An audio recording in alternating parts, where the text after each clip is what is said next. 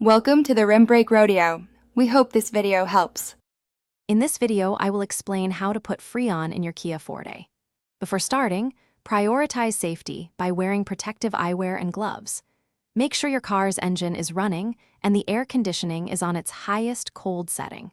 It's crucial to use the correct refrigerant type for your specific Kia Forte model, which is usually R134A. This preparation ensures a safe and effective recharge process. Now, let's find the low-pressure service port. This port is essential for adding refrigerant and is usually found on the larger diameter aluminum AC line. Look for it on the passenger side of your engine bay, often closer to the firewall. The cap covering this port is typically labeled with an L or colored blue, making it easier to identify among the other components. Do not confuse it with the high-pressure port. With the low-pressure port identified, it's time to connect your recharge hose.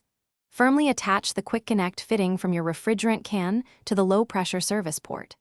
Listen for a click to confirm a secure connection, preventing any leaks. Hold the refrigerant can upright and slowly squeeze the trigger for about 10 to 15 seconds at a time, then release. Repeat this process until the system is adequately charged. As you add refrigerant, keep a close eye on the pressure gauge on your recharge hose. The ideal pressure for a properly charged AC system usually falls between 25 and 45 psi. Avoid overcharging, as this can damage your system. Once the gauge indicates the correct pressure, quickly disconnect the hose from the low-pressure port and securely replace its protective cap. Enjoy your newly cooled Kia Forte. Thanks for watching. Consider subscribing if we helped you.